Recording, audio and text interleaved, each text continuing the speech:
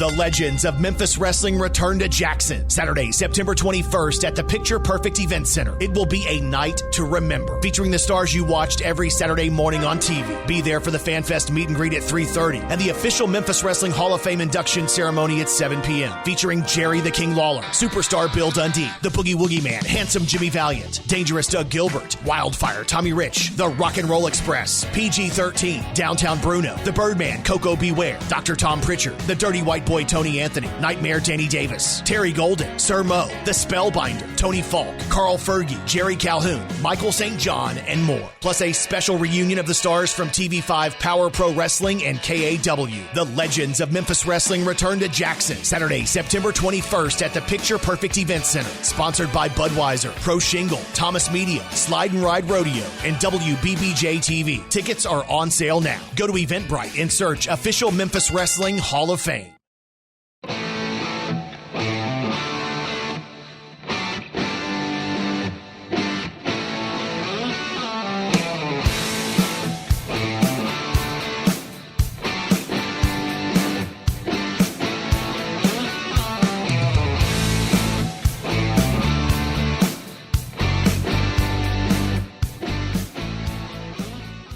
Hey, everybody. Welcome to episode 5 of Dangerous Conversations with Doug Gilbert. I'm your host, Gene Jackson. It's my pleasure, as always, to welcome the man you came to hear, Mr. Doug Gilbert. Doug, how you doing, man? Gene, doing good. This Dangerous Doug here, and we've made it through 5 episodes after this show, right? We are rolling right along, having a good time. Man, you've been staying busy this week? I have. We had a big, good Labor Day weekend. Went home, visited my family. How was your holiday? Man, had a good long weekend. Did some things I wanted to do. Did some things around the house. Did some bush hogging, doing some catching up, and talked to some friends. And man, had a good long weekend. Can't beat that. That's what you like to hear. Yeah. Well, man, we have been getting hit with all kinds of questions. People have been sending them in. They're like, hey, we want to hear what Dangerous Doug has to say about some of these different topics. I've been kind of piling them up for a few weeks since we started the podcast. And actually, before we even started the podcast, from about a month out, we've been compiling some of these questions. And we can't get through them all on one episode, but we're going to get through as many of them as we can here this week. And we might as well get started, man. You ready to go? Let's go. Rip them away. Right. We'll get them. All right, Doug. Gregory West asked, what is your proudest moment in the wrestling industry, and what was your least proudest moment? Well, I'd say the proudest was, I've got a lot, Gene, as far as anything, you'd have to say anything. You know, my dad and brother both trained me. Anything that I've done with both of them was really cool. And being partners with my dad, being partners with my brother was really neat. And as far as being proud, I liked a lot of the stuff I've done over here. I liked a lot of stuff I've done in Japan. So there's a long list of, as far as positives, what I like. And I hate to say anyone's more special than the other. And like I said, a lot of stuff with my family on the road, being together and doing all the different things that we've done. That would be the positive. Now, what'd you say, the least positive? Your least.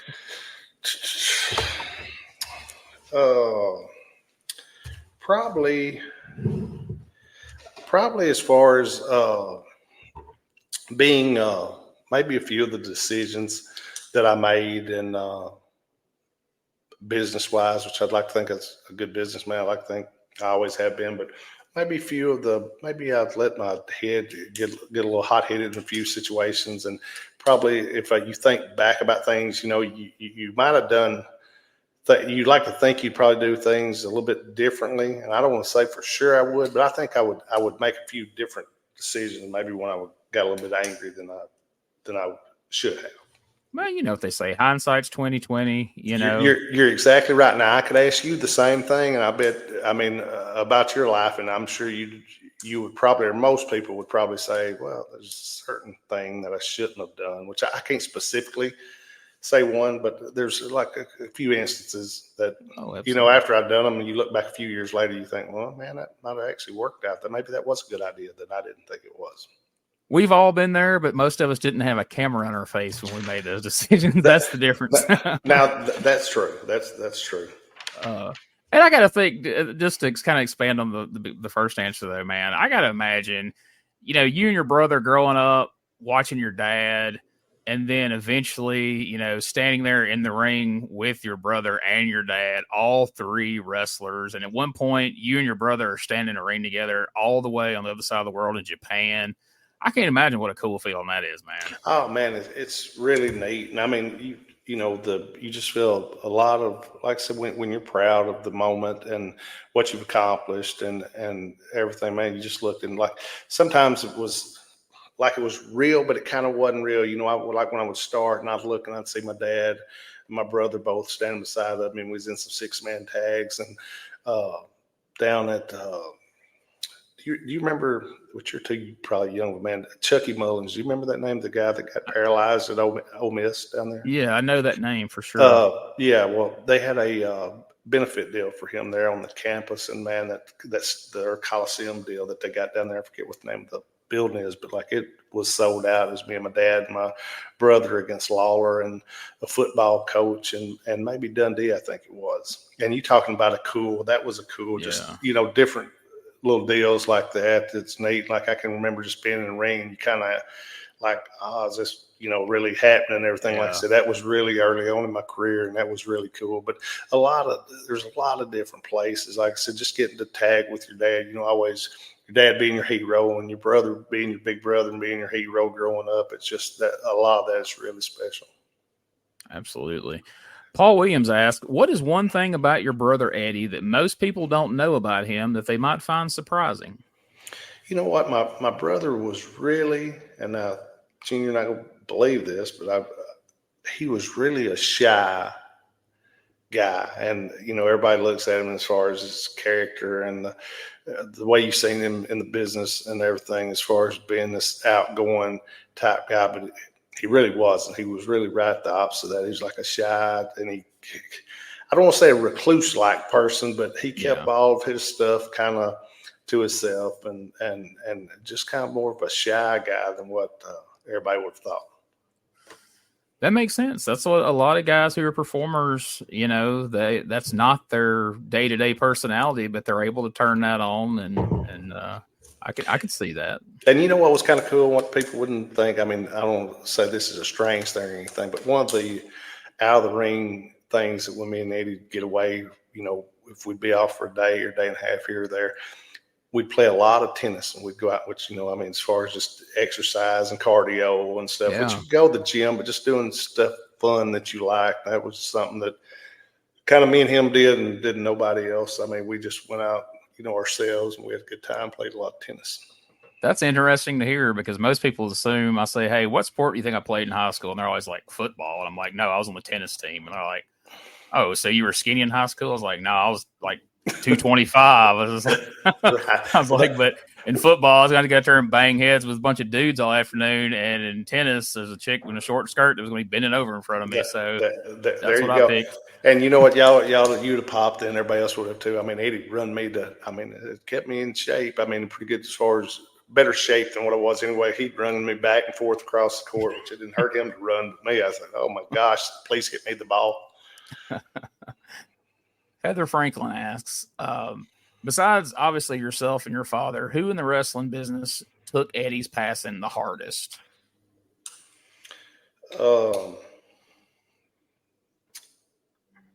I would say people that he really respected, that he was close to in the business, such as like Terry Funk, and I think it brought a lot to Mick Foley as far as Eddie meant a lot. And I mean, as far as like Jerry Lawler and Eddie, everybody's got their own comments on what they thought their past was, but it was strange, but it was a special kind of strange also and everything. And I mean, but it's guys like that. But I mean, and there was a whole lot of guys. Like I said, Eddie had a lot of the guys was Eddie's guys. I don't care if they went somewhere. when they broke in, he took care of them, give them their name, different things, and used them good and everything. Made them a living on the road. Got them on the road for the first time to be able to make a living and make something of themselves in the wrestling business. And that means a lot to guys. A lot, you don't forget that, and man, he had a hand in so many people's, Shane Douglas, Sting. We mentioned Sid last week, and we could spend the whole podcast just talking about all the guys that Eddie had a hand in getting their breaks. So. And not only Gene giving them their breaks, but a lot of guys that had already been in the business, Eddie liked and knew they was good workers, and they could actually wrestle. I mean, there was entertainers, but they could wrestle, and he always respected that. He would always try to use those guys too, and everything. And I think you saw that in all the territories that he booked. If you go back and look over the different guys and different stuff that people, and maybe, some of the bookers before said, well, this guy done been here and he didn't do this or something, but Eddie seemed to find him a different way and come up with different angles to kind of fit people and use people in different ways that he could. To expand on that just a little bit, we can't stray too far from the questions, and I know we'll talk about this at length in a future episode, but, everybody talks about one of the strengths of ECW was that Paul Heyman was able to do kind of what you just described. He was able to take guys, find their strengths, hide their weaknesses, accentuate the things they were good at, find quirks about their personalities, and build around that.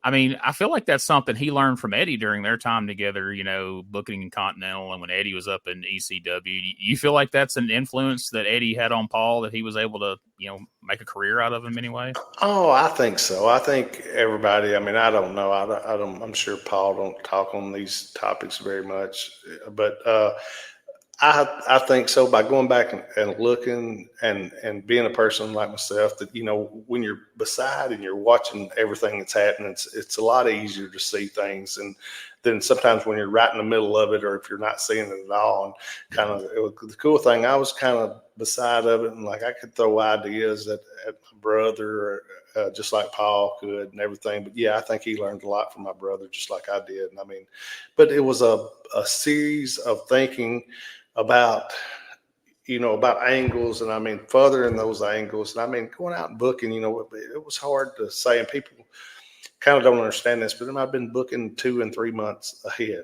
And it's like, I think I've talked to you about before. I mean, you can do that and everything. The only thing is, in the wrestling business, you got to make sure that person's still going to be here in 2 or 3 months. And you want everything to draw. I mean, the main thing is, it's dollars and cents. You want everybody to make money. Then usually things are good with everybody and everybody's happy. I mean, and if the dollars and cents aren't there, usually you wind up with people not being happy. Yeah, and that's kind of why, guys like Eddie kind of build an inner circle of people that they bring with them places, because those are the guys they know they can trust, that, like, if I build something around them, they're going to be here. And you know what I mean? He would say, and just have talks with everybody. And that was one of the kind of good things too. I think people kind of respected about Eddie. I mean, he would talk to all of us. I mean, everybody from the top guys to the first match guys, and, give everybody, time to talk with him, and, shoot your ideas. If you had anything that you thought was good, I mean, even if it wasn't for you, just if you had an idea wherever you wanted to use it. But I mean, he'd tell you, look, we're all in this together. We want to make everybody money. If you got something, or he'd tell me, I've got this idea for you, but do you have anything? You want anything you want to throw back at me? And see, there wasn't very many bookers that would do it, Gene. Everybody wanted to say everything was theirs, or I'm the booker and I'm the only guy. Well, that wasn't. Eddie was kind of cool with everybody about, as far as the ideas. And I mean, everybody from the top guys to bottom guys, I think everybody pretty much most of the time got along. There was issues here and there, but most of the time, like I said, everybody, as long as, everybody gets a little input and they want to be heard, and everything usually rolls pretty smooth. So the next question, the nerdy white boy asks, how do you feel about the dirty white boy or nerdy white boy? Not the dirty white boy. This is the nerdy white boy. This isn't our friend Tony Anthony here. Okay. And they want to know, how do you feel about intergender wrestling? You know what, Gene? I think it's entertaining. I mean, here's the thing. I mean, somebody wants me to knock it. I've heard all different aspects on this, and I mean, the world we're living in 2024, I mean, it's, you're going to have one person this way and one person that way. And we're going to see everything a little different. But me, I've been on shows now with every kind of person in the world, all over the world. And Right. what I've learned to kind of look at, Gene, is everybody's got their own opinion and their own view. Me, it's fine as far as entertainment. What do we, what is our threshold, right or left? I mean, what have you got a line? Now, I'm not saying everything's right nor everything wrong is wrong, but I mean, is there a line? I mean, this guy's asked me what my thoughts on it, and I'm telling you, I think as far as it's entertaining and entertainment. Now, if it turns some people off, then they should not want to watch it. If it don't bother you, you should watch it. I mean, that's the easiest answer I can give you as far as and what I think as far as if it's entertaining and it's not against your beliefs, watch it. If it is, don't watch it. I mean, and people say, it's killing the business, but Doug, you've been around this business a long time. How many things have you heard over the years was going to kill the business, and it's still here? So, hey, Gene, they had, what was it, been 5 or 10 years ago? TNA had a woman, their world heavyweight champion, right? Yeah. The business is still going, ain't it? Now, still is. They've had some of the biggest crowds at WrestleManias, and right. And I'm not knocking a woman being the world champion, but people have always said, that woman can't beat that man. Well, my point is, whatever they're doing, if it's working for them and they like it, and we go back to bookers, whoever was booking at that time liked that. And I think the female wrestler at that time, I think she was really good, but I think like I said, I'm not wanting to characterize and say you can't put one person against another, but when they start saying that you're going to kill the wrestling business, well, what have me and you not seen done, Gene? Well, I mean, I'm trying to think what I haven't seen done, and it's $1 billion industry, and I mean, on the independent circuit, guys are still making pretty good money these days, so they haven't killed the wrestling business. No. And if you take it from a woman couldn't beat a man, it's like, well, all right, well, Rey Mysterio probably couldn't beat Kevin Nash that time. Hulk Hogan probably couldn't beat Andre the Giant. I mean, we could go down wrestling history and say people who probably couldn't have really beat him. That's, everybody knows what they're watching at this point. Right. That's what we would hope anyway, right? Yeah, hopefully. Now we've been to certain places in Arkansas, Alabama, Mississippi that maybe they don't know. Maybe maybe that's the guy that's mad. Well, that's the truth and everything. But I mean, man, it's just, I think if you want to come, and I think these days, which I mean, even like you saying, our Southern fans now, they still want to get mad. Believe me, people still comes to wrestling and wants to have a bad guy and a good guy. And they want the good guy to be a good guy, not to try to be a better bad guy than the bad guy is. I mean, you know what I'm saying? I mean, and that's South, North, everywhere. But I mean, it's just, things have evolved, and you know what I'm saying. I think the people who listen to us does too. And people wants to be entertained. I think at the end of the day, people wants a winner and a loser. I mean, look, it's never bothered me. I told somebody, I said, I made a pretty good living putting a lot of guys over, and you know what? It never hurt me any. I mean, I don't think it ever hurt me. I've heard of guys that didn't want to do business and they wouldn't do business and they'd wind up not being brought back and everything. But here's the thing. If you do business right, it's not going to hurt you. And every booker that you're working for wants you to draw money for them. They don't want to have you there to not draw money if they do something's wrong with the outlook on it.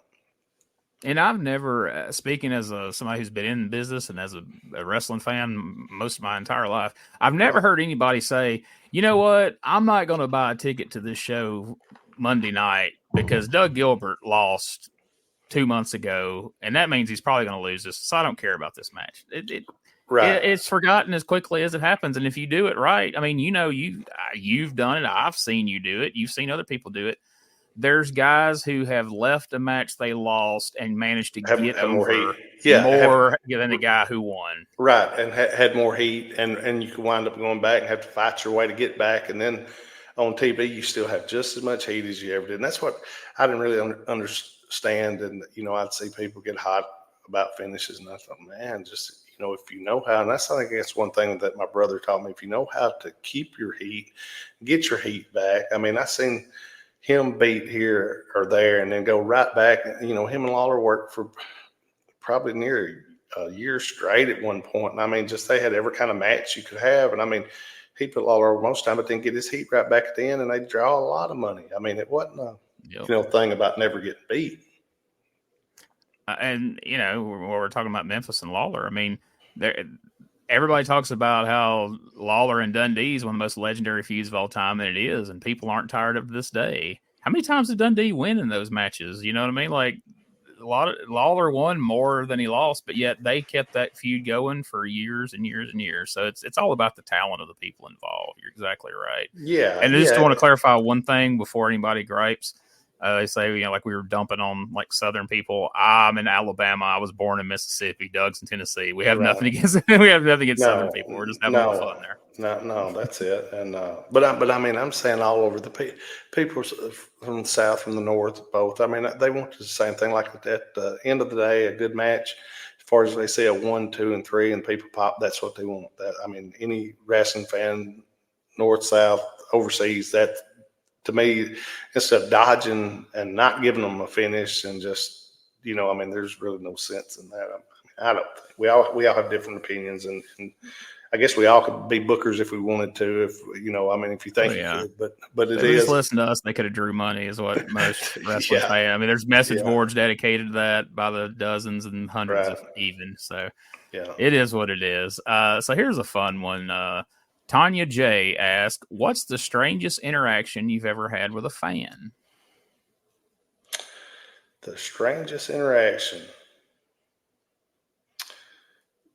Well,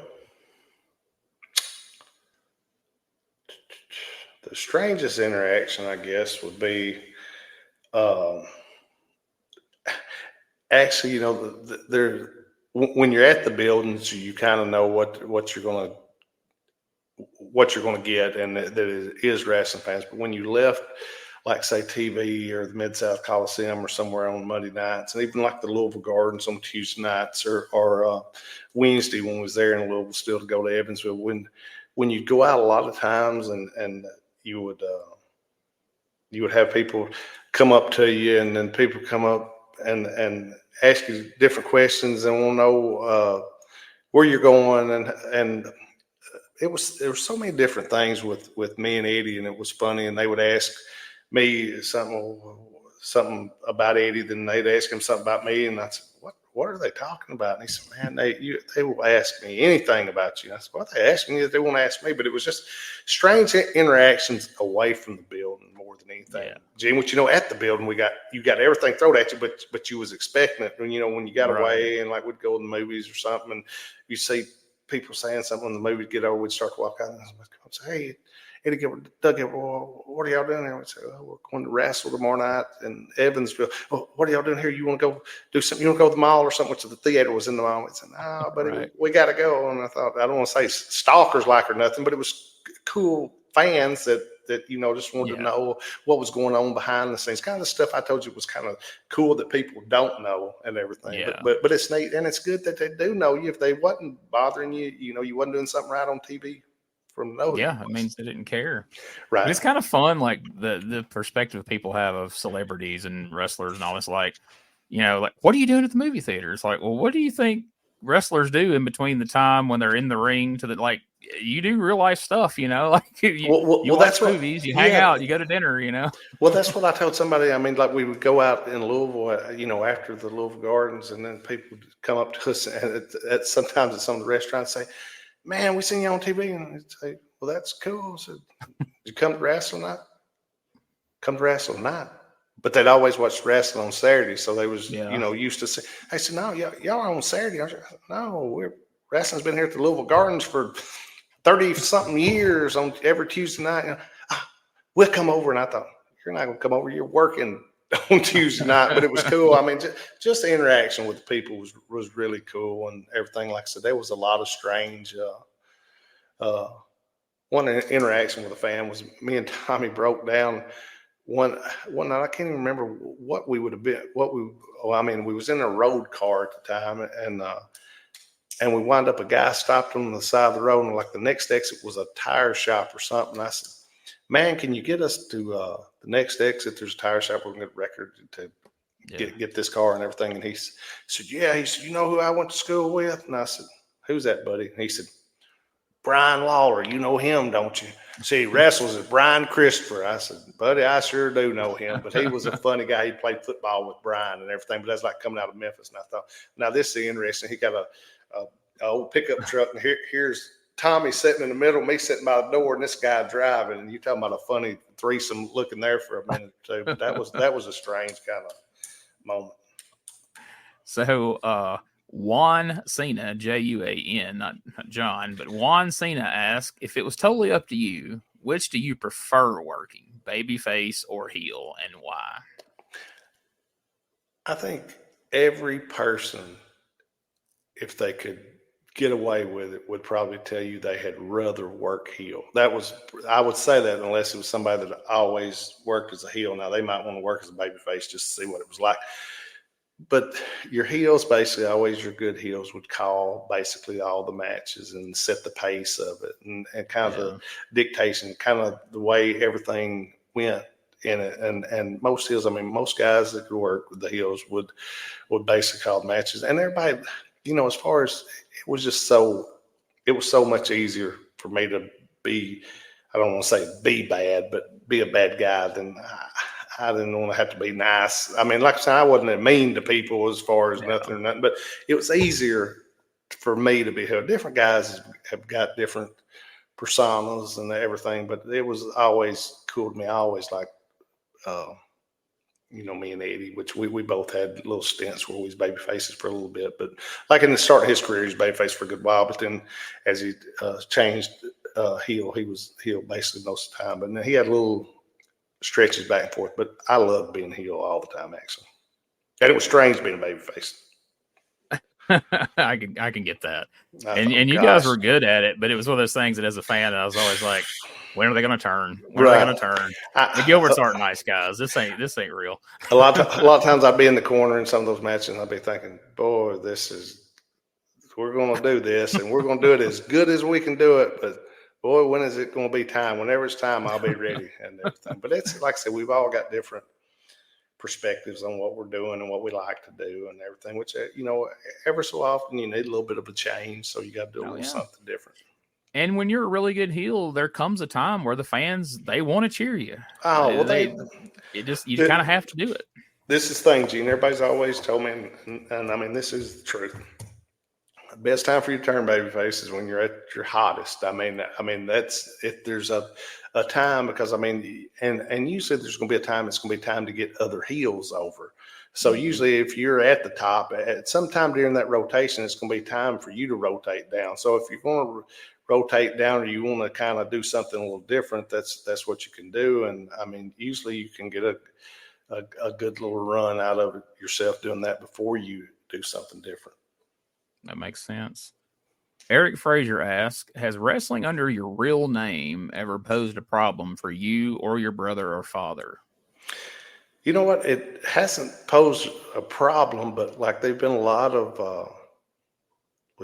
of different, you know, calls and people driving by your home or coming to your town. If you live in a smaller town like we do, like Lexington, Tennessee, I mean, you'll have people just show up from Kentucky or from Mississippi or from Arkansas or from Missouri or from somewhere. And, you know, I mean, all they got to do is get to the town, and pretty much everybody in the town knows where you live at and everything. And they're kind of open, because the town's used to us being just coming up to them and talking to them and being nice.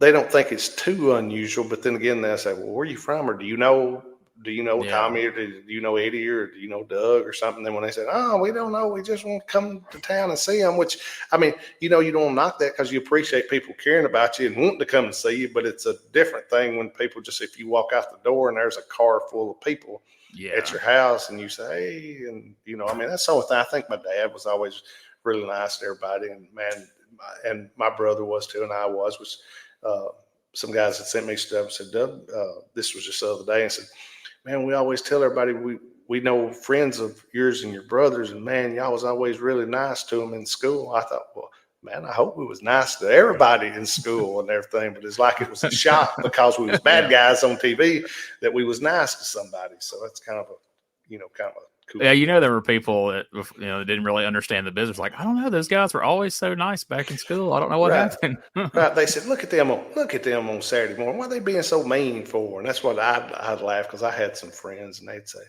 man, you just be quiet. And I said, man, I'm still quiet. I said, I got a job just like you do. And they would laugh. I go to work. I said, I go to work every night of the week and get up on Saturday morning, do TV, then go to Nashville Saturday night and hope I've got Sunday off. I said, then do the same thing over again. But I said, it's, you look at everything. Look, Gene, when me and you was kids, when we was growing up, when we watched movies and stuff, it's just what you see on TV, you believe it and everything. And that was our goal, to sell it for people to believe it, people to want to come out and buy tickets and see us. Yeah, I mean, that's the double-edged sword, is like, if you're really good at what you do, then people believe it. And so then you got to kind of deal with that on the outside. Like I know you've told me, like, there's been times like you and Tommy's had people come up to you at gas station stuff because of a hot finish you just did down the road, Oh, yeah. I guess that ought to be one interaction I could tell you also from the question before, was about in Nashville, from leaving the building and being on the road the next day, getting out of Nashville, and people hollering at us, blowing the horn. I stopped at a red light, and here comes a guy, jumps out of a car, and he's got a tire iron in his hand, and he's running towards our car. Well, Tommy jumps out of my car. Well, on the driver's side, I got a pipe that's about 5 foot long. It's just a steel hard pipe. It's just laying there with tape around the end of it. Well, as quick as Tommy jumped out, the guy was about 10 foot from him, running towards him. Well, I got around the car with that pipe, and I just stood behind the car till he got right in about reins, and I swung that pipe as hard as I could, and it went right by the dude's head. And the light turned green. The dude took off running from me while chasing for a second. And Tommy said, get back in the car. It was like you thought it was a wrestling angle or something, but it wasn't. It was just the people in Nashville was that hot. And I mean, another thing is like interaction is kind of, as far as people being mad at you, I don't know if it's interaction or not, but like in Nashville during one of the programs with Brian and with PG at times, like instead of us going, when the people would get so mad, they'd say, we're going to cut you, we're going to kill you or something. The police would say, and a lot of that's got a lot of alcohol to do with it. But we was drawing real good at the time. But they wound up pulling a car in the building at Nashville, and like me and Tommy got in the trunk of it and went out in the trunk just like it was, like something like nothing to do with us, but got in the other car and left just to get away from the building. And in Louisville, we'd have to do strange things like that, but it was where, like the security and the police would say, hey, it'd be easier for us to get you out of here that way than it would us to have to walk you out. And they didn't want no problem. The last thing we wanted was for anybody to get hurt. We wanted everybody to be mad at us, but we wanted it as far as drawing money, not to get hurt at the building or anything. Yeah. So that's kind of interactions. And that was back, when there was actually real heat, and you still had a territory going also. And that's the other side of it people don't think about. They're like, oh, man, it's cool. I watched that video. Man, they had 10,000 people at the Coliseum wanted to kill them after that finish. And it's like, yeah, they had to get out of there. And those 10,000 people, as they were leaving, were like, hey, where are those guys at? And they start walking around to the back, That's what one of the nights and I'm not sure which night it was. I mean, on video, you know, if you watch it back, what I'm talking about. But me and Eddie and Tommy are in the ring on Lawler, and I was trying to think who his partner was. I think it's Idle and somebody. And all of a sudden, I look up next to me, and there's standing a big guy just looking at me. Well, we're in the ring, and we're looking at everybody, and we've got our attention on what we're doing so much.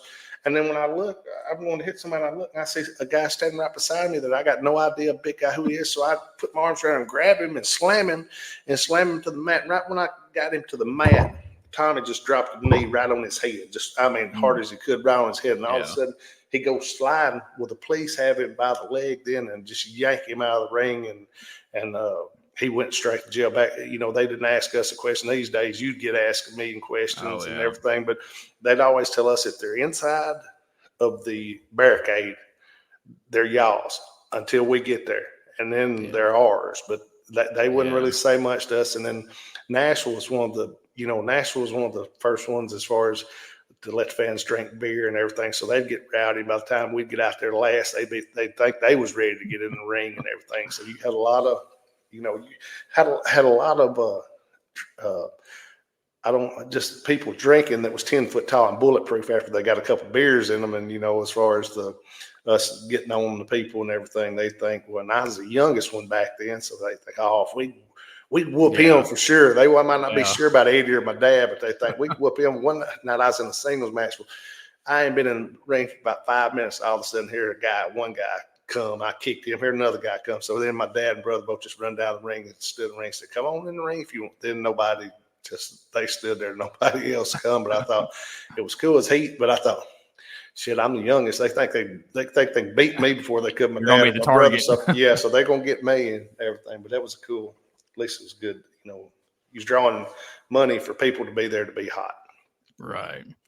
So the Second City Saint asked, what is Doug's opinion of CM Punk? After listening to episode number 1 of Dangerous Conversations, I feel like Punk is one of the few wrestlers in more recent years who sticks up for himself like Doug described he and Eddie always did. You know what, man? I think he's I don't think he would tell you that he regrets a whole lot. Now, he might tell you that he wished a couple of things might have happened a little different. And I might be wrong. I've met him one time, just as far as meeting him. I don't know him personally or anything. And but I mean, he seems to me, if you listen to what he says, people sent me different things that he said and everything. I mean, I think he wants to shoot from the hip and be straight with everybody. And I think that's where the persona, the straight edge, what he called himself or something, the straight edge.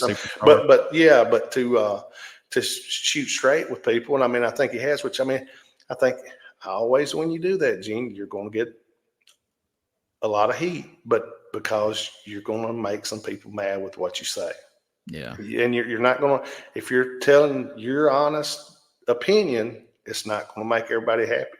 Now, you might make some happy. And like I told you, I don't really, I mean, I can be a heel, make people mad. It's not my goal to make people mad, but if me and you're sitting here talking and people don't agree with me, I mean, it's my perspective and it's my stories on what happened and everything. But if someone don't like it, they'd be mad at me. Like I said, if he's just shooting from his hip and don't have an agenda, right or left, it's going to make some people mad. And I think he's drawn a ton of money by doing that. And I think he'll draw money as long as he's happy, and he'll work as long as he's happy. And when he gets to where he's not, I don't think you'll probably see him again.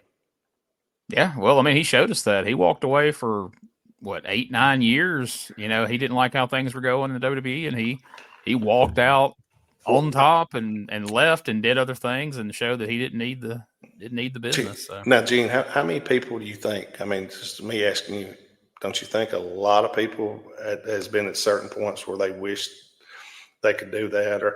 I'm not even saying in the business, if at any kind of job, you don't think people hadn't thought? Oh yeah, in life, right? You compromise yourself frequently for the good of your career, your family, your perception of those things, and you're like, man, I'd walk out of this place. There's people every day like, I'd walk out of this place right now, but I got to pay these bills. So Exactly. I always respect people that have the gumption to just be like, you know what, we're going to walk. What it makes me at least want to do, Gene, and I think different people are like this too. It makes you want to listen. Look, now this guy, he'll say whatever he wants. Now, we don't know. Well, what's he going to say this time? Let's listen and see, because he's going to actually tell you what he thinks. You can actually respect somebody like that. And I don't want to say it's not respecting other people for not doing it, because we're all different and we're put in different situations. But I think he's handled himself well. And like I said, there's been a few situations I should have handled different. But I know that. And I mean, I would about guarantee, like I said, I don't know him personally, but I would say, he might not say he wish he hadn't have done it, but he'd probably say there's a couple of things he wish would have happened a little bit different, probably. Yeah, I think that's probably safe to say. I've always been a fan of his, and I've always said that he's put me in mind of guys like your brother and you who of like that. Like we're not going to put up with any, we'll do what we need to do, but we're not going to put up with any bull. Like I could have seen, you or Eddie, either one, doing the kind of things he's done.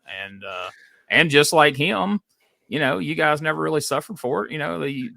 There was still a demand. You found other places to go, or you came back around. And yeah.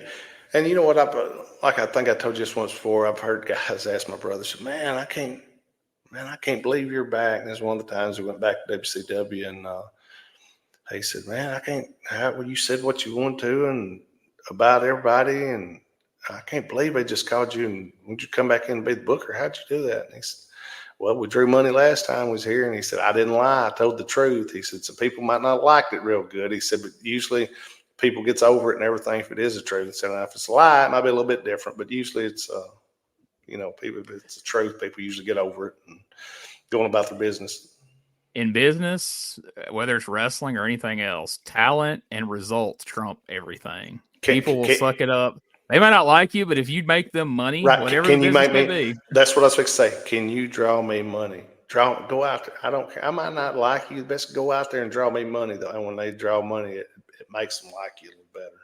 I mean, people think that's all about wrestling. I've worked in retail situations where a guy's left and the managers come tell me, like, "Hey, we're bringing so-and-so back." I'm like, "Really?" And like, "Man, he sells. Like he made us so much money last year. Like we'll figure it out." I'm like, "Okay, let's do it." It was like I was at one of the signings here a month ago or so with it might have been the one you was at. It might not have been, but Lawler had on a shirt that said, "Wrestling's real, people are fake." And I thought that was kind of a cool, yeah, was kind of a cool shirt. Very true.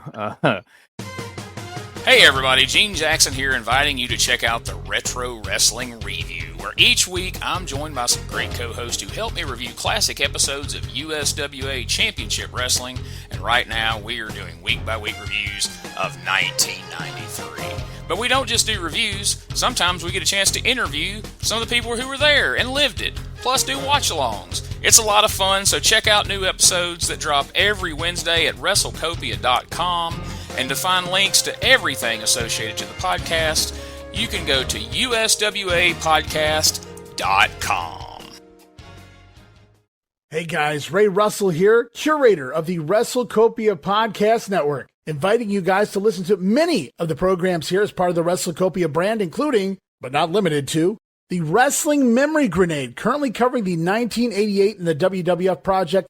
You can also listen to the Regional Wrestling Podcast, where we talk the territories, whether it's Jamie Ward with Georgia 81, Roman Gomez with the UWF in 1986, or Gene Jackson covering Memphis in 85.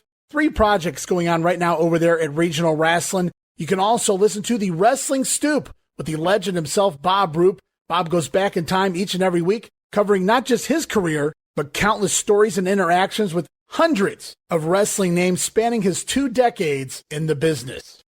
But that's not all. You can also check out the Puro Wrestling Academy with the professor of Puro Resu, Mr. Dan Ginnity. Dan and I go back in time and cover the history of Japanese professional wrestling in the English language. And you can listen to all of those shows and more, all part of the WrestleCopia Podcast Network, located over at WrestleCopia.com. That's WrestleCopia.com, and anywhere your podcast streaming needs are met, from Apple to Spotify, Pocket Cast, and beyond. And while you're at it, why not subscribe to our social media guys for all the latest goings on here at the WrestleCopia Podcast Network. Plus, I'm constantly adding old school video clips and pictures from throughout wrestling history. You can follow us over on X, formerly Twitter, at Wrestling Grenade. That's at RASSLIN Grenade. Also, follow and like me, Facebook.com/Wrestling Grenade. And why not subscribe to YouTube.com/Wrestling Grenade. So if you're looking to support that next up-and-coming podcast brand, please consider making it WrestleCopia. Calvin Ward asks, what was it like working with the Moondogs? Which covers a lot of ground because there were a lot of Moondogs. Man, I worked with about 3 or 4 sets of them. So Bill Smithson was, and Junior was probably my 2 favorite. You remember Cousin Junior that was in WWE, WWF, and then he come here as Moondog Cujo? Lanny Keene. Yeah. Yes, and you remember him being with with Uncle Elmer and Oh yeah, Hillbilly Jim, and wasn't he like the third one? Wasn't it Uncle yeah. Elmer There first, was or Hillbilly Jim maybe first, and Uncle Elmer, and then Cousin Junior, and then wasn't there one more? there was one more. There was I don't remember what they called him. That guy didn't last very long. But he was from, I think he was from up north, wasn't he? I was trying to Yeah, think who it was. Hillbilly. What? But there was a fourth. I can't remember. You'll remember it here a little later or something. But yeah, Lanny. He was a big guy and he could move. He was light on his feet and stuff. And I mean, he could. You know, one of their deals was, that you could go in there and you could about beat each other to death, or you could do a lot of their stuff and not just hurt you. But like you said, Gene, what people didn't realize, good house Monday night, good house Tuesday night, good house Wednesday night, wherever you was at Thursday and Friday.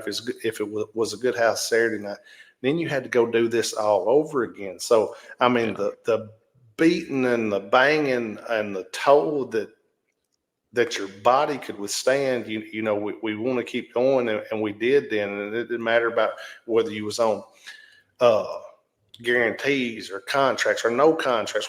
Even if you say contracts back then, still you worked every night. I don't care if you was hurt or not. You would say contract because that was the amount you was going to get paid that week. But you was still going. It had to be a major injury for you not to work. And then usually, if it was a major injury, it was turned into an angle, like like when Lawler done when they broke his leg that time when playing football, turned that into angle and drew huge money. But like I'm saying, everything was turned into something to make money. And like I said, but at the point with the Moondogs, I was talking about the boards and stuff. We hit each other with signs, boards, and everything. But during that deal, Eddie got his arm fractured, but one of the Moondogs hit him like with a board sideways, which, if you turn something flat, it won't pretty much, but you can imagine right across your forearm. Oh, yeah. He had like a fracture across there, but then we went on, and Tuesday night he wrestled just like I did the Tuesday night. I went to hit Jeff Jarrett, and he ducked, and I don't know what I was actually doing, but I paid for it. I hit my hand into the steel post, and it fractured my hand. Well, I had to go straight after the match over. It all popped up out of my hand on the top. I went straight to the hospital. They put a little cast, right up past my wrist over my hand. They said, "Oh, you don't do anything for a couple of weeks as far as for your hand to be able to move." But I went on and, went right straight to Louisville Tuesday and worked at Louisville Tuesday night. So that's one of the deals. You can say it got on in the 90s and later 90s and everything, when all the contracts come around and everything, when people probably started abusing that a little bit, or, as far as where we put our bodies on the line so much more in the earlier days. I remember, I've always been like the wrestling guy amongst like my friends and family. And I remember being at like a family gathering one time, and like one of my cousins came up like, "Hey, how do those Moondogs make that stuff look so real? It looks like they're really just beating the hell out of them people." I'm like, "It's because they are." And they're like, "No, that wrestling's all fake." They're not. It's like, "No, they are. Like, trust me." Like, and that's part of it. Them that goes back to Gene. One thing, like the first time I went to Japan, the couple guys I talked to about going, they said, because all the fellas I talked to was older that had been over there before, and they said, "Dougie, the main thing is whatever they do to you, you do it back to them harder." And I think that goes to even guys here in the States with different stuff, like you was talking about us working with the Moondogs. You got to make sure that I don't care what they do to you, you do it back just as tough to them. So because there's a point for everybody. There's a point for myself, Gene. There's a point for you. There's a point for the Moondogs and everybody else, that if you do stuff back to them, they're not going to do it that hard again, because they know they're going to get it back. There's such things in the business, receipts and everything else, which they was tough guys, and all of them was tough guys. Like I said, we've all got our favorites, and probably my two favorites was Junior and Bill Smithson. That makes sense. We'll probably talk about Moondogs more in the future. I think we answered his question though. So, speaking of Moondogs, this one comes from someone who claims to be a Big Black Dog Junior. I didn't realize the Big Black Dog had a son. I was fixing to say, he's asking you a question. I got you. So, What was your favorite year in professional wrestling as a performer, and what was your favorite year in professional wrestling as a fan? Probably as a fan, probably anytime after, from like when I was, say, 11, 12 years old. I loved wrestling the whole time, so it's hard to say as far as just 1 year as a fan, because from kindergarten on, loved watching wrestling and going. And my dad take me when he worked in this territory, and my brother take me when he worked here to different matches and stuff. But probably I got around when I was, 82, 83, 84, around there. I got to go on a lot of trips, and I got to stay a lot of the summer at Tommy Rich's house, and that was always really cool. When I was younger, when I was about 10 or 11, I stayed a summer with Ricky Morton, which my brother and Ricky Morton was partners in Oklahoma. Yeah. And they was a great tag team before Robert Gibson was ever around.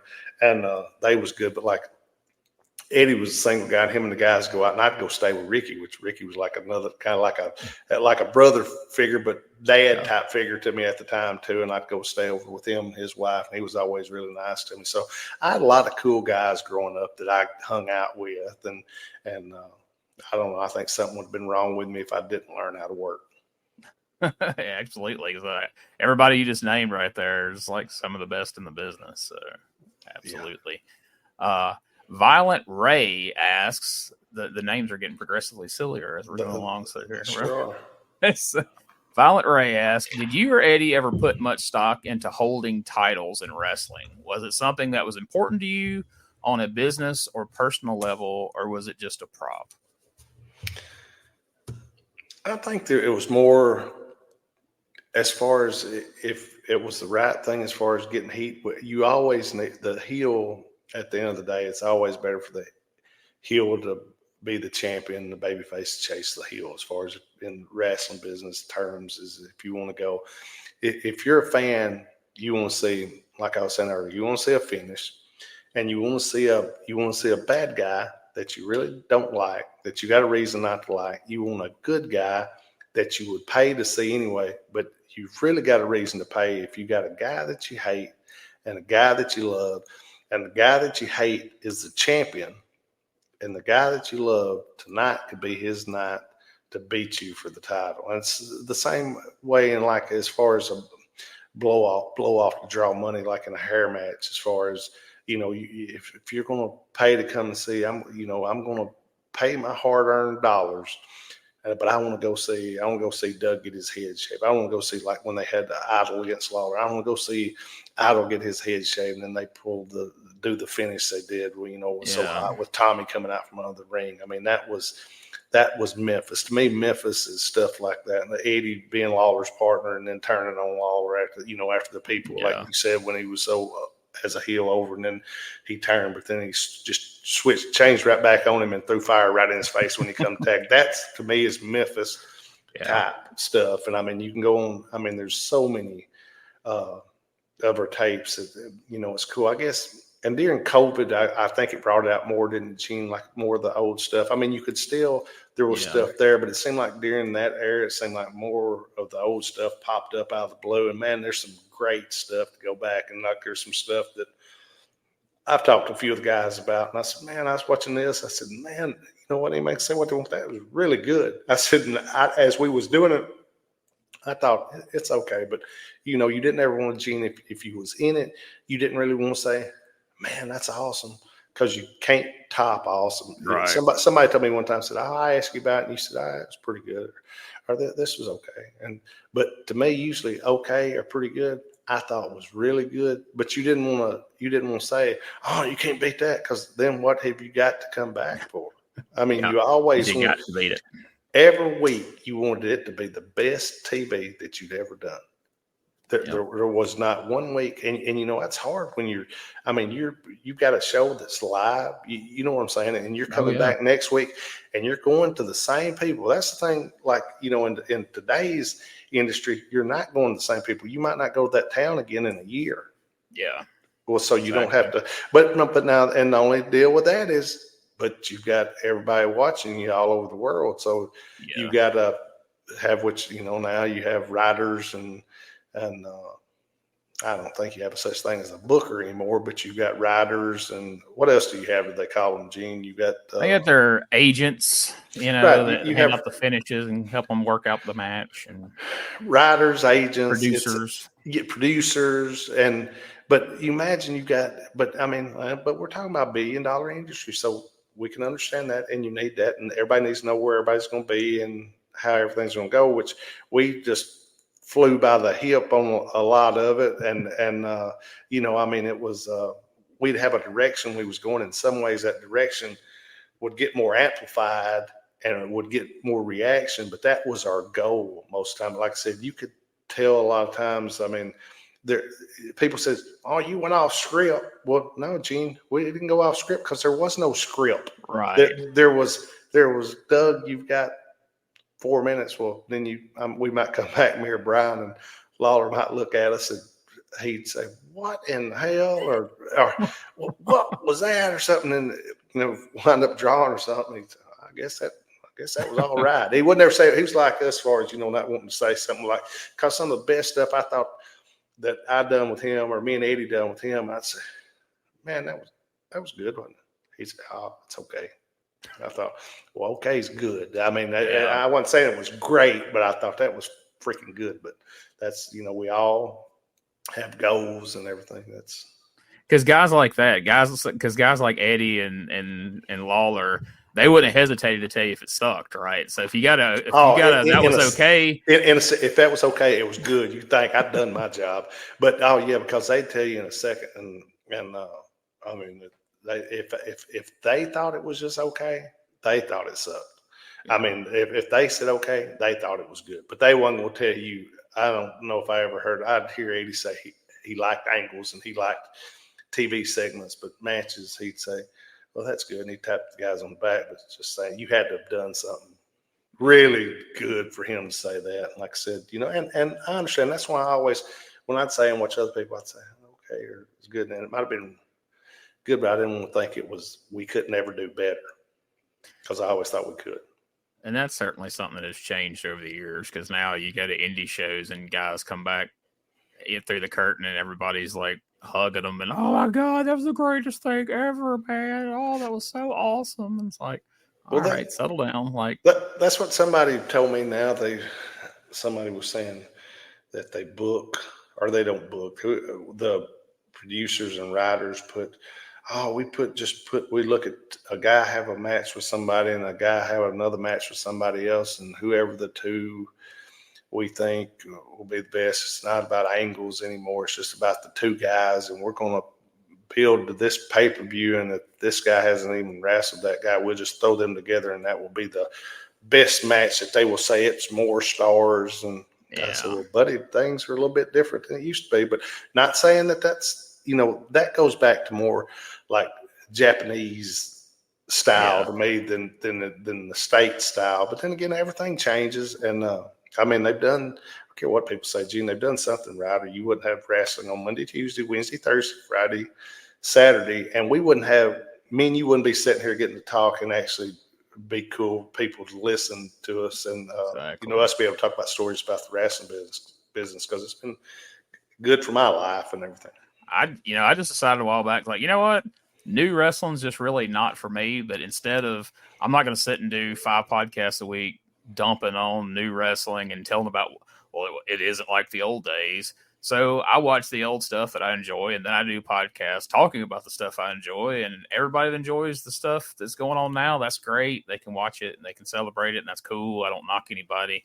But I spend my time going back and watching the old stuff that I remember and love, and then we get on here and talk about it. So, hey, Gene, who's one of from you growing up, one of your most favorite managers just say in the Memphis area?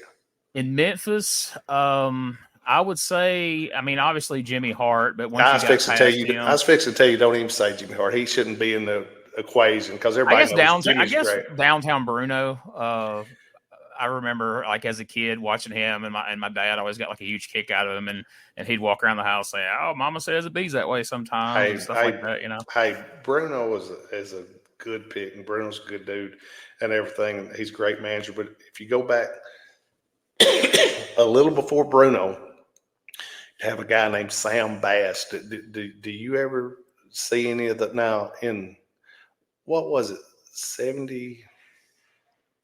Was it 76 when Sam got Yeah, I was born in maybe? 77 and he died in like 76. Right It's either around. 76 or 78. He was either, Well, I he was either fixing died to a say, year before I was born or a year after, but it was right in that time. man, you talking about a good heel manager. I mean, he had that look, and he was kind of a taller type, like he was, I don't know, 6'2" or something like that. But, he looked kind of that cowboy look, the Western shirt and the Levi's and the cowboy boots. And like, he was just, I mean, he was impressive look at. But I was a kid. I was, say, 7 years old back then or something. But Sam, I would talk to him. I'd watch him go to the ring and stuff.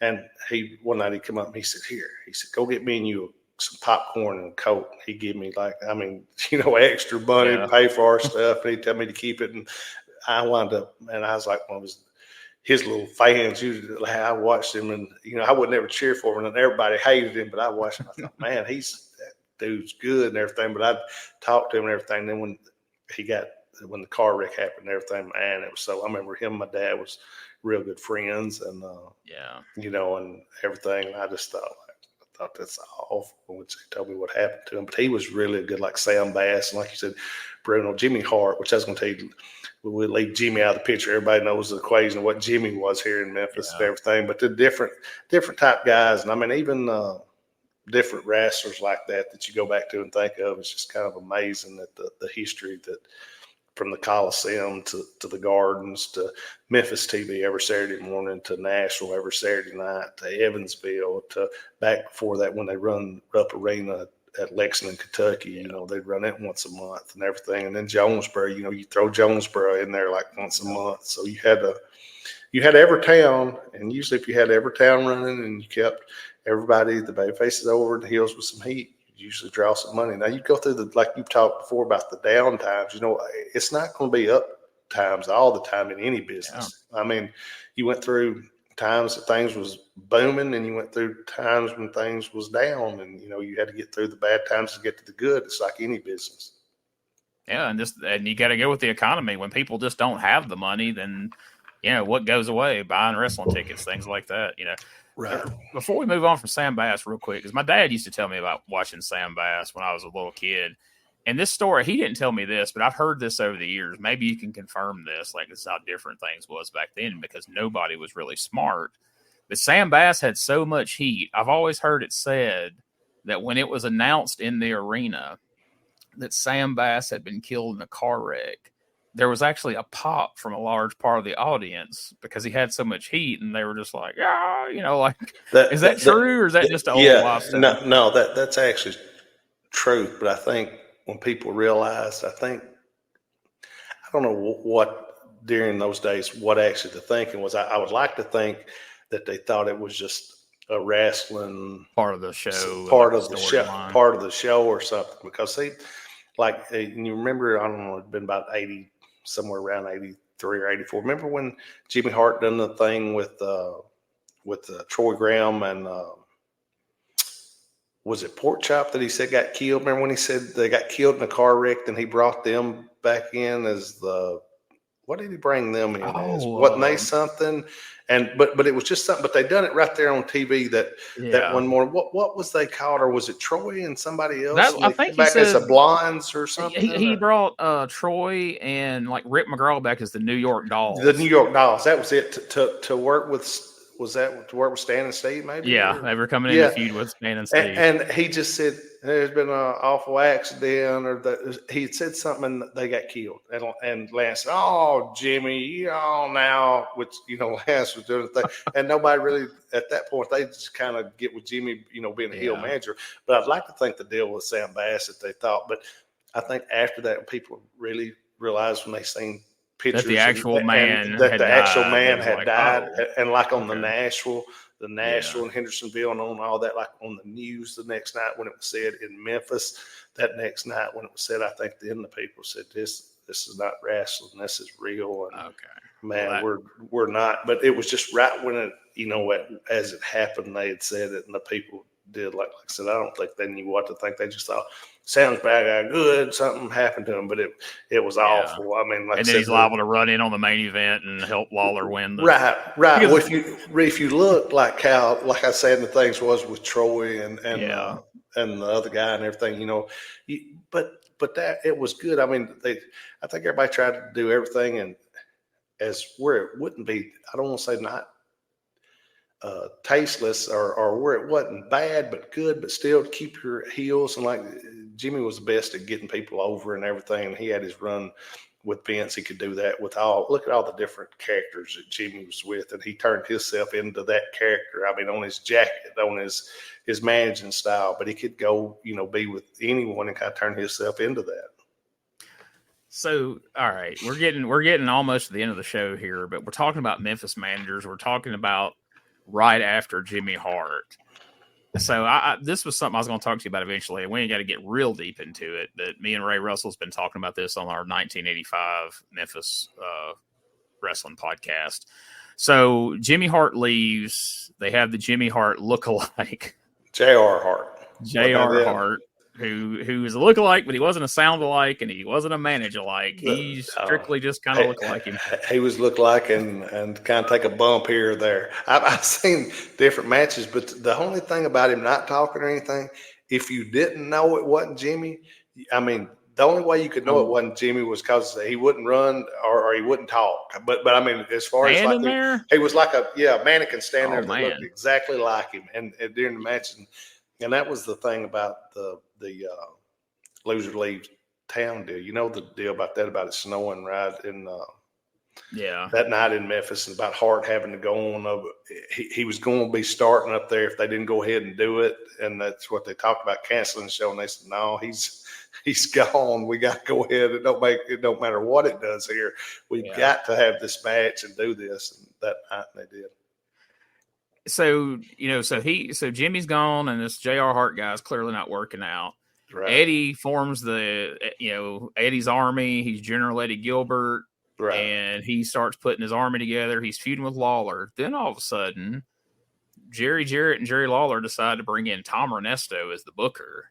And suddenly, the army disappeared. The army just disappears. All of a sudden, Eddie's teaming with Lanny Poffo. Savage turns heel. And Tux Newman, which is Jeff Walton from California, who he'd been in the business, but he'd never been a heel manager. Suddenly, he's the lead heel manager out of nowhere. Like, what do you remember about Tux Newman and that whole little Tom Ernesto takeover there?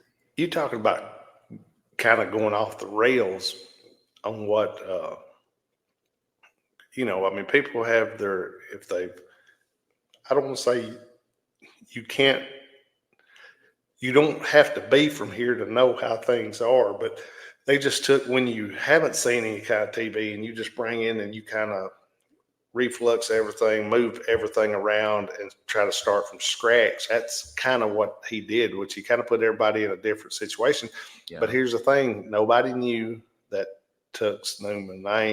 I've seen some of the videos, and stuff, and he was a different character, but I don't think he met what go from Jimmy Hart to that and think what you're thinking. And people was used to, for so many years, like I said, Eddie knew as far as the territory and knew what the people thought as far as his. Then you go straight to this opposite. And now Savage was good and Lanny Poffo was good. Both of them was good and everything. And he put them, and they told me that that he was a great booker, that the guy was. And I mean, he probably was at different places, but now Memphis was a different animal.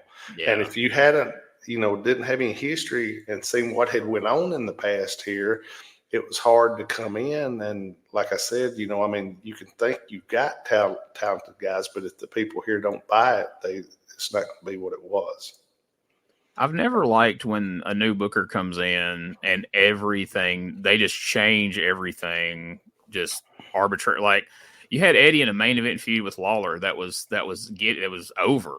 Like, right. People were invested in it, and then all of a sudden, just inexplicably, Eddie's moving down the card. He's doing tag matches for no apparent reason. He went from being a general one Saturday to the next Saturday. He's not a general anymore. He was about a private one. Yeah, exactly. Lost his stripes. But now what? And where was Gene? I'm sure you know this. Wasn't Tom? Was it in California or somewhere that he come from? Wasn't he like? Didn't they say he drew like money booking out there and everything? And he was also like one of the 10 years prior, I guess it was like his last success, and everybody kept reaching for it. Like everybody kept giving him opportunities. Like, oh man, he lit California on fire in 75, and then in 85 in Memphis, it just didn't translate. Right. And also wasn't one of his, I don't want to say claims to fame, but it's a good deal, was he was one of the, when he with Jody, one of the original assassins, wasn't he the other one?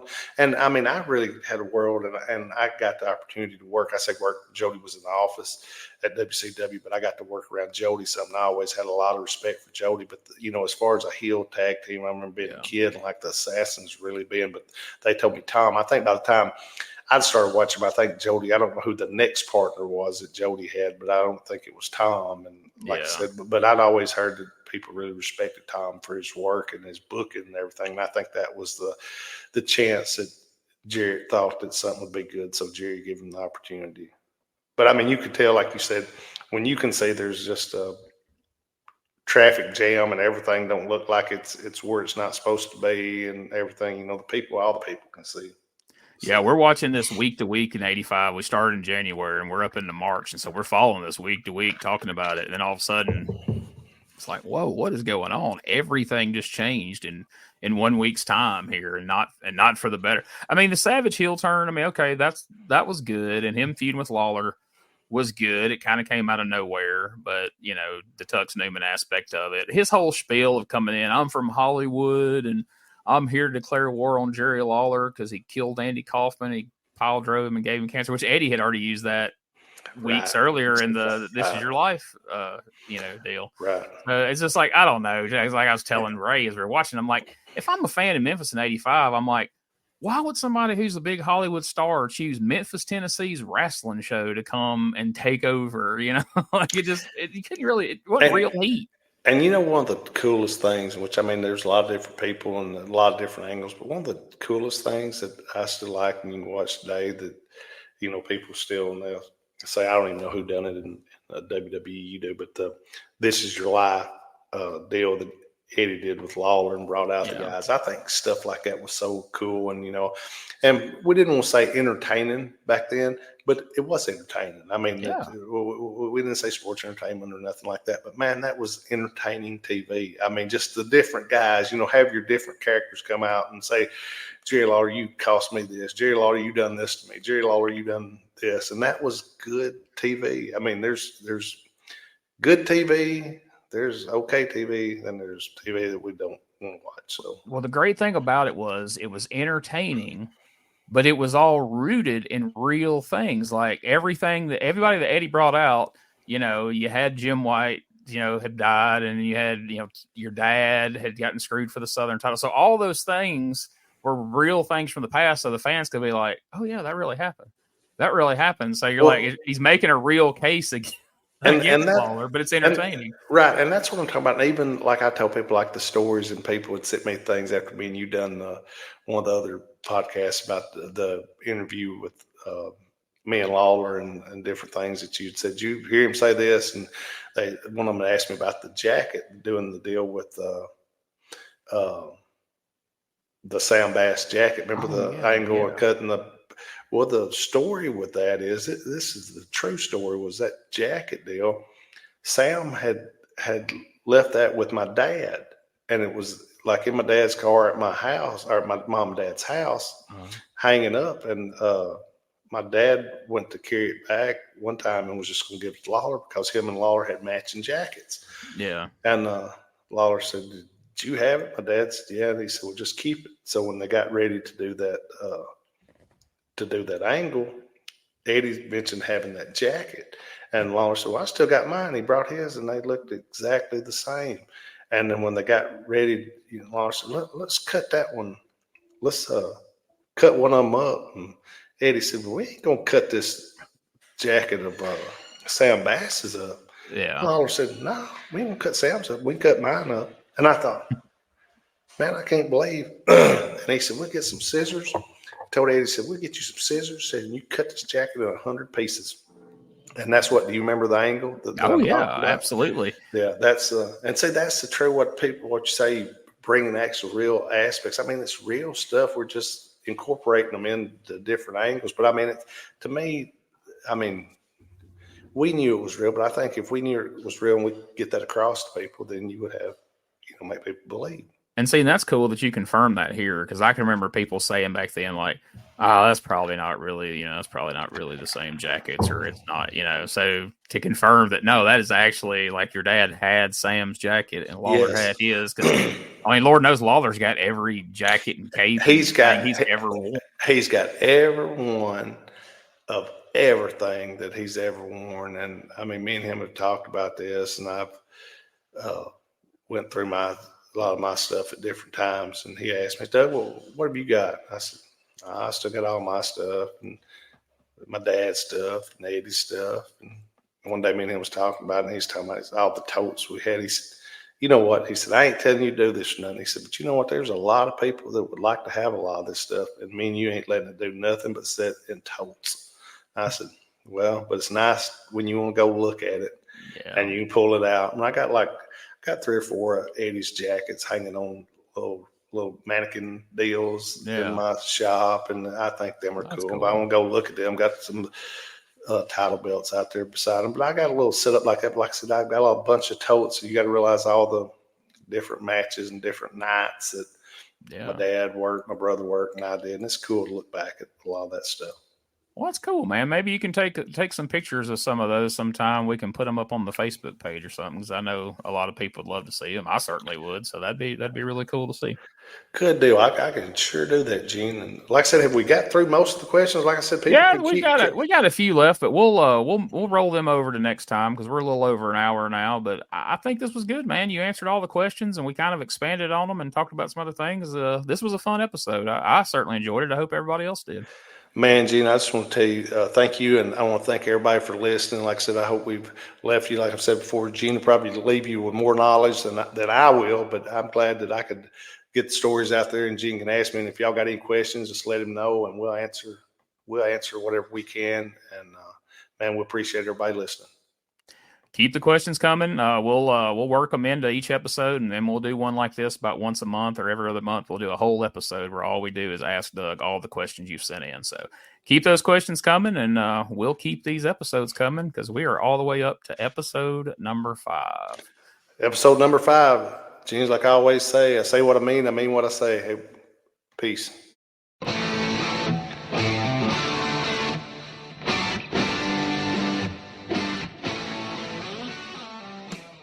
Hey, folks, before we get out of here, I just want to take a moment to remind you to check out DougGilbertPodcast.com. There you can find links to all things related to this podcast and to Doug himself. There are links to the Dangerous Conversation Facebook page, where we post all sorts of great content regularly involving the Gilbert family. There's the Dangerous Conversations X/Twitter that we have. Plus, there's a link to the Dangerous Doug Gilbert Facebook and X pages, where you can keep up with everything Doug has coming up, like shows, signings, conventions, you name it, and it's all going to be posted right there by Doug on his social media. He appreciates the support, and if you really want to show support, check out the Gilbert Family Pro Wrestling Tees store, featuring a tremendous array of T-shirts featuring Doug, Eddie, and their father, Tommy Gilbert. And if you've enjoyed listening to this show, please subscribe, rate, and review the show on whatever your platform of choice is. It really helps us out, and it helps us build the podcast for the future. And if you want to see a plethora of matches, promos, and angles involving Doug and Eddie and Tommy, you can check out the Gilbert Family playlist on our YouTube channel over at youtube.com/@RetroWrestlingArchive. But that link is available at DougGilbertPodcast.com. And last but certainly not least, we are proud to be a part of the WrestleCopia Podcast Network. Going over to WrestleCopia.com and check out all of the great wrestling-related podcasts and content that our friend Ray Russell provides for you over there. You'll certainly be glad that you did. This is Wrestling Nostalgia, the podcast that dives into wrestling history.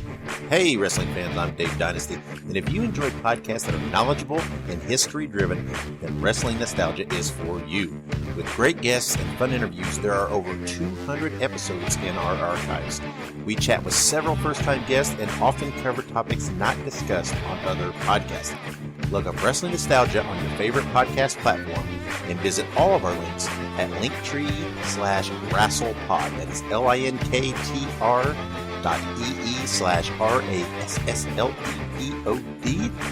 And remember, wherever you go, whatever you do, be good, be safe, and keep on growing.